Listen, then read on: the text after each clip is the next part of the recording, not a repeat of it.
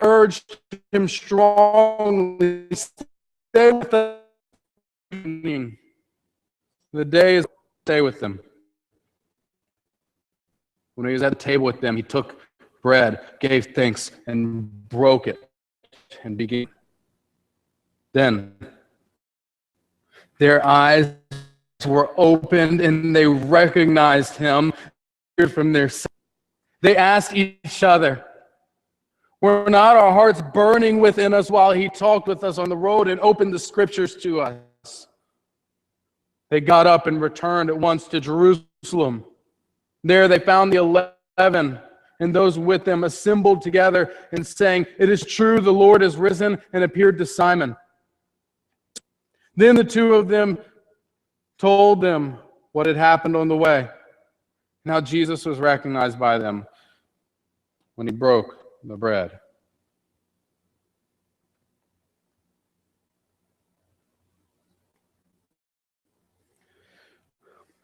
Why should we take a year to look at the big picture?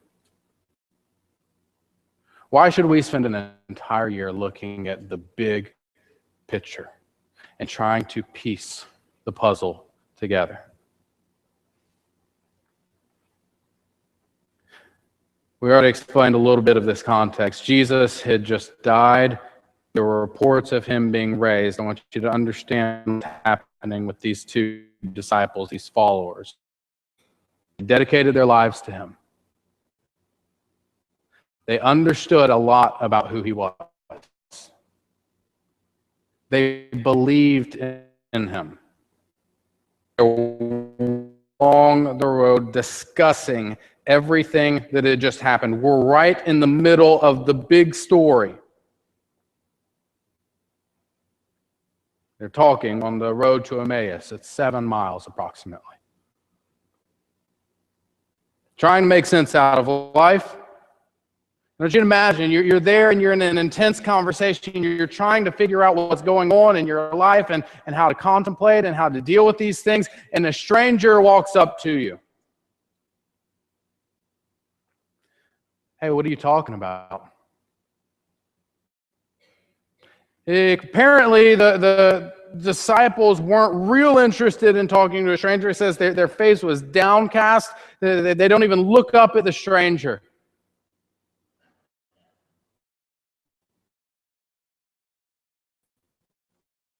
Jesus, Nazareth. What's going on? How could you possibly not know what's happening right now? And by their response, we see that Jesus wasn't hidden. Everybody knew what was happening. Jesus had been crucified in a very public way. Everybody knew about his trial. Everybody knew how the leaders manipulated the system to get him crucified. Everyone knew that he had been buried in the tomb, and now everyone was starting to hear the body's missing. And they're trying to make out of this thing.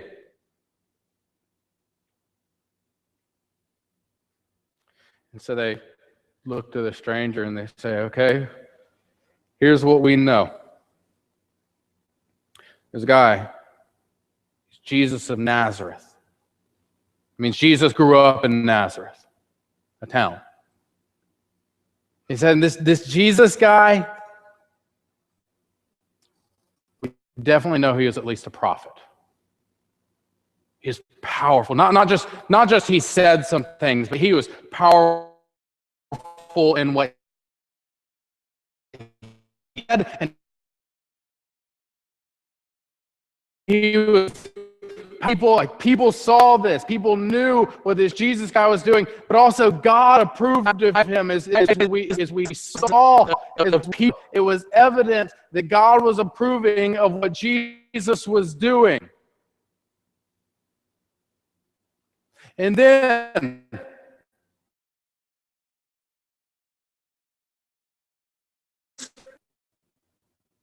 crucified him.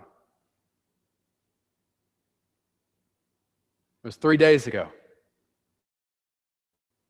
This morning, when we got up, we have a group of friends, and some of our friends came to us, some of the ladies in our group, they came to us, and they said that Jesus' body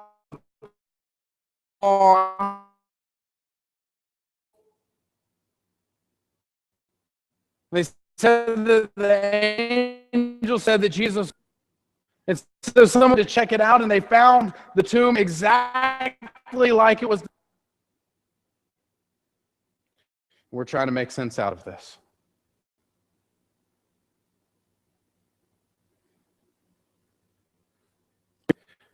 And here's the tough part for us. We hoped that he was going to be the one to redeem Israel.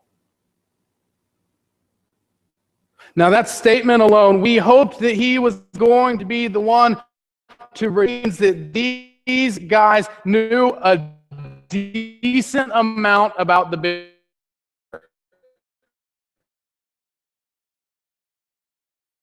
the fulfillment of what everything in the Old Testament was talking about. But in that statement, we hoped that he was going to be the one who would redeem Israel. They're also admitting this.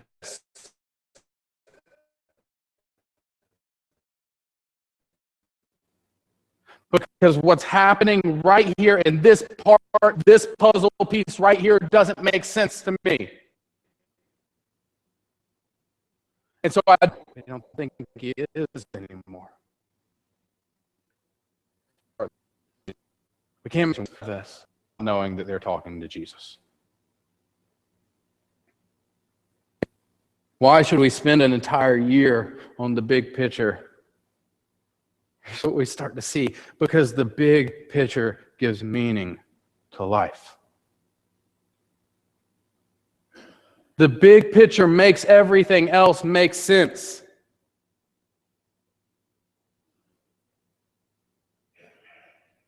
Jesus looks at him. My translation says, he says, "You foolish people." Modern English, he's basically saying, you guys don't get it. He looks at all that they know. You understand the prophecy. You know what Jesus had done. He said, you're missing it. Here are all the parts, and here's what you're not doing. You're not putting the parts together. You don't understand how this all connects. You don't need to be sad right now. You don't need to be disappointed right now. You don't need to be frustrated right now. And I love what it says next. It says, Jesus then, starting with Moses and through all the prophets, explained how everything that had been said was all about him. And yet, what do we often do when we talk about the Old Testament? Oh, that's just the Old Testament. We don't follow that. We don't do that anymore, right? That's not important. Yet when Jesus describes all of the Old Testament, everything, he says, starting with Moses. Now, he's not talking about just the life of Moses. The first 5 books of the Bible, they're attributed to Moses being the writer. And so starting with those first 5 books of the Bible and working through all the things that the prophets wrote, he says he began to explain it to them. And here's how all of it talked about Jesus. It was all pointing toward Jesus. And he says this, you got to understand something here. When Jesus came, he had to suffer to enter his glory. I love that on a 7-mile walk, Jesus was able to explain how the whole picture fit together. Why are we taking a year to do that? Because I'm not as good as Jesus. It will take us a year to do what Jesus could do in 7 miles, but we'll get there. We'll start working through the Bible. Now, just in case you don't know, I want to explain a little bit of how the Bible fits together, because a lot of people, if you are familiar with this, it's okay. Like, you just ignore me for a second. A lot of people look at the Bible and they get confused when they start reading, because we think of it that it should just be chronological, just order of time. It's not exactly. Sort of, but not exactly. The Bible is more thematic. The first 5 books, and some of those in there, are mostly historical. And they're telling the history, and each book is generally chronological. And some of the books kind of jump back to where another book was at and then continue on. And so you have history in some of those early books. After the history books, you have some wisdom and poetic books. Things that explain a little bit about God, but also just describe how we worship Him. After that, we get prophets. We see how this nation of Israel, we're going to be talking a lot about this over this year, how this nation of Israel began to turn away from God, and they constantly got warnings. But in these warnings, they also constantly got assurance that there was going to be somebody who was going to come and make things right. And we'll see throughout this whole Old Testament, everything started to point toward Jesus. When we get to the New Testament, we'll have the Gospels, which will record what happened in the life of Jesus, 4 accounts of it. We'll have Acts, which records what did the first missionaries begin to do? What did the first disciples begin to do after Jesus left? We'll have letters that were circulated among the early churches, and then we'll have Revelation that kind of shows where do we go from here? What's going to happen? So in a nutshell, that's how the Bible all fits together. But just like Jesus showed them, what we're going to see is the whole story is focused on Jesus. He is the master key that makes everything else make sense. If you pull him out of the story, it doesn't make sense. And as we go through, we're going to see how all these parts connect. And the beauty in seeing how all the parts connect is we'll begin to see how we connect into that story. It's a big picture that you and I are a part of.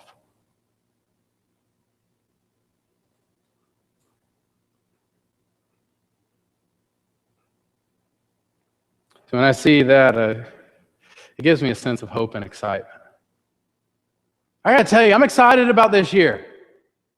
I'm excited about just working through the Bible and figuring out how all this goes together and doing that together with you. Because I want my life to have meaning.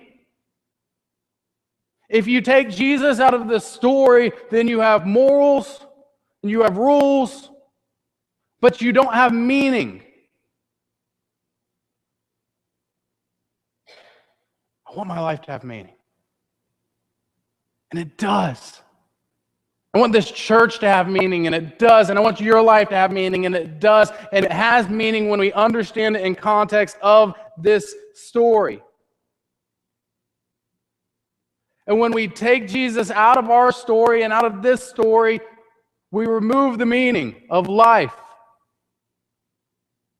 Because once that's gone, what do we have? The meaning of life is happiness and fulfillment. Getting something that will fulfill you. You know what I've found about people that try to chase through life looking for fulfillment? They don't find it. Because once Jesus has gone out of it, the rest of it doesn't make sense.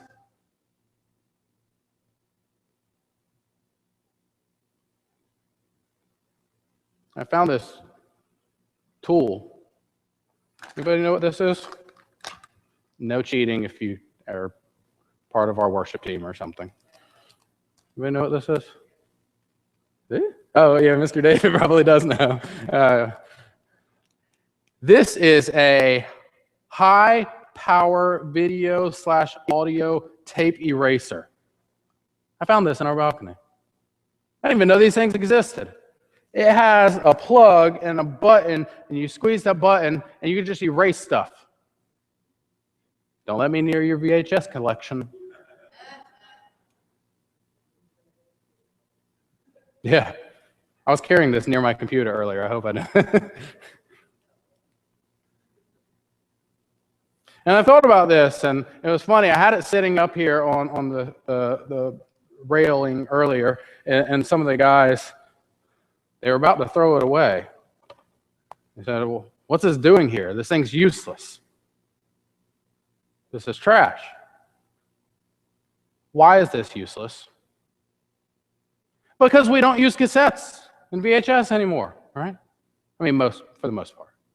Maybe you do. It's okay if you do. Most likely, you don't have a big reason to have one of these anymore in your life because you don't have a bunch of old cassettes and VHSs that you need to do a mass amount of erasing on. When the world moved toward CDs and DVDs and Blu-rays and all those types of things, it made this no longer make sense. You remove those, this doesn't make sense anymore. Unless you're a pastor and you need a good illustration.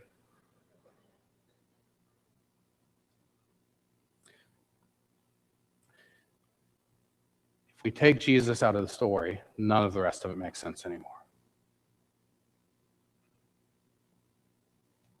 There's a danger in missing the big picture, and that's when we look at our lives, little things stop making sense. For these guys, they missed the big picture, and they saw all these parts, and they didn't see how they connected anymore. And so they're walking down the road, and they don't see how it's connecting anymore. And the irony in it is what made them sad was what God actually did to accomplish what they wanted to see happen. We had hoped that he would redeem Israel. That's why Jesus says, you don't get it. I just did.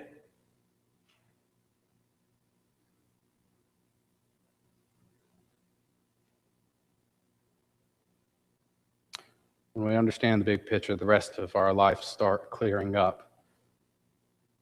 We start to begin to see what God is doing in our lives. Sometimes why he allows us to go through lots of things to get us to where we are now so he can do some incredible things in our lives.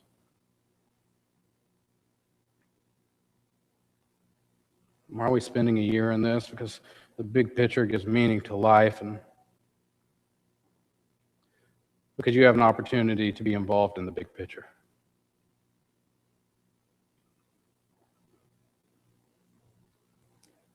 These guys were skeptical. They didn't really know if what was happening was real. They had heard the reports, they had heard the parts, they didn't know if they believed in it. They were unsure. Then something happens. They're walking with Jesus. Jesus, it says he pretends or he acts as though he's going to go on further. He gives them an opportunity to ask him to stay. What do? They say, hey, it's late. Stay with us. Why do they invite him to stay?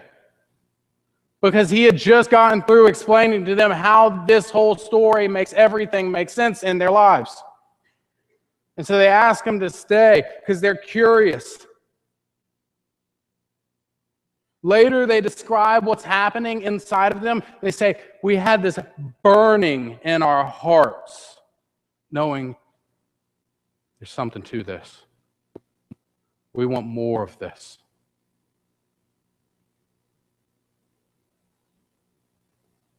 So they ask him to stay.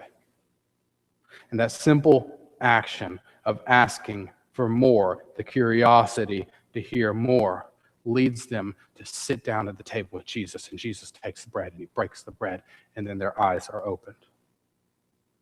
And they get it.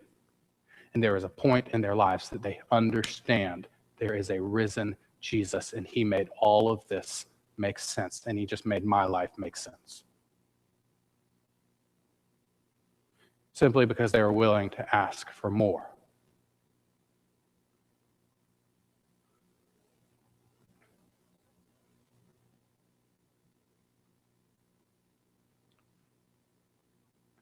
We might ask, why didn't they notice them before? Simply says God hid it from their eyes, which might sound weird to you. But goodness, I don't remember people half the time. I was in Lowe's the other day, and this guy walked up. He said, "Hey, Pastor Tillman." I was like, "Hi, you guy." Then he told me how we knew each other. And as soon as he said it, it clicked. I was like, oh. All of a sudden, my mind just rushed with the memory and understanding of who this person was and all the connection I had. If that can happen simply because I'm dense, that's not even a miracle. That's just me. Then God says he does a miracle to hide somebody from somebody's eyes. I don't find it very hard to believe. God allows them to see, and they understand. God does a miracle in their lives. And as soon as their life is changed, they make it their goal to change other people's lives. This year, God is going to change lives. He will. God is going to move. God is going to speak. God is going to show up. God is going to do great things. And each of us have an opportunity to be involved in it. Because there are a lot of people in this room who have already experienced that, who have had that aha moment. It made sense. I see who Jesus is. I see the risen Jesus. I see how this begins to connect. So a lot of what we have the opportunity to do this year is to ask other people to come be a part of it. And we're going to see God begin to burn in people's hearts, where people are going to ask for more and they're going to want more. And there'll be those moments where it just clicks.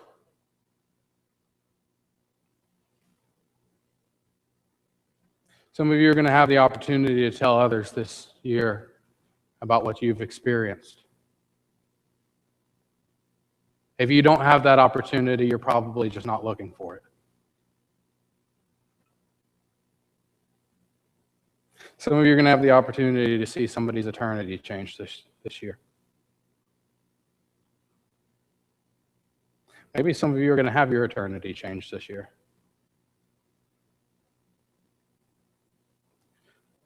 Just think of what can be accomplished if just the people in this room really grasp that story and move with that sense of excitement of how it all fits together.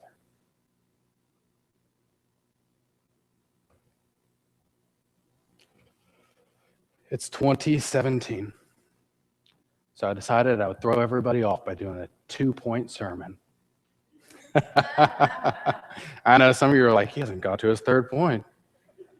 Never eating lunch. It was my diet plan for this year.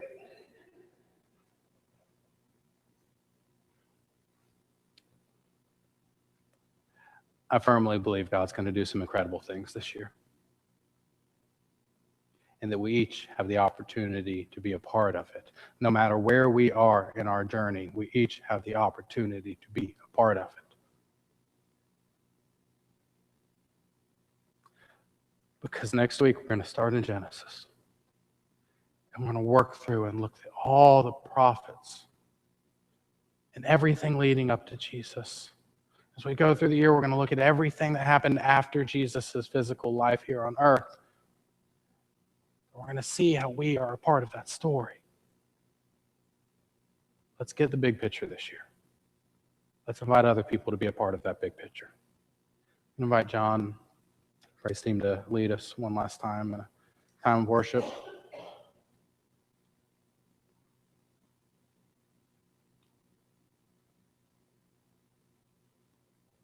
God is good. Amen. Are you excited about what he's going to do this year? It's a new year.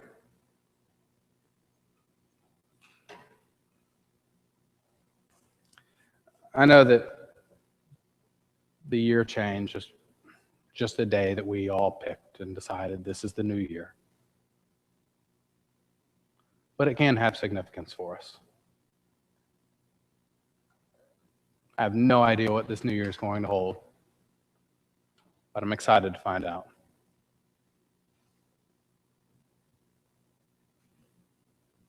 because God will be on his throne and he will accomplish great things. John, would you lead us one last time? Would you stand together and worship?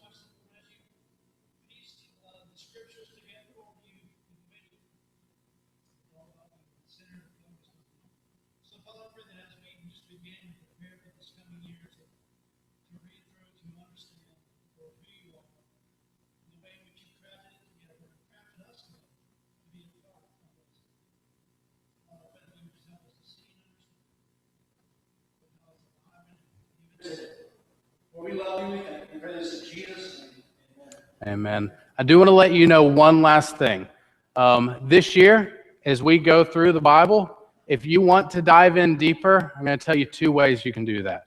One, home groups are going to be continuing in parts of the story that we're not able to do on Sunday mornings. So I encourage you, if you haven't checked out a home group, there is a list of them at the welcome desk, and we can, maybe there's a list. If not, I will get a list to the welcome desk. Sorry about that.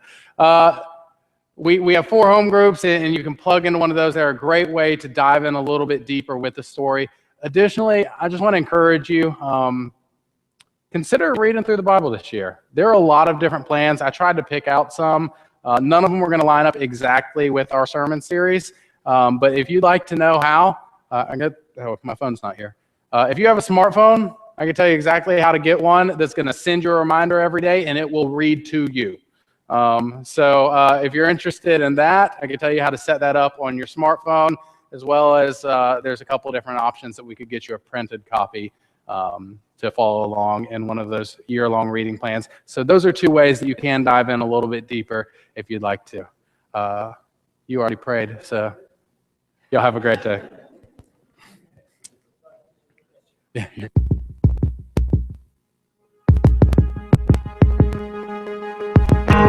Letting go of every single dream, I lay each one down at your feet. Every moment of my wandering never changes what you see. I've tried to win this war, I confess. My hands are weary, I need your rest. Mighty warrior, king of the fight. No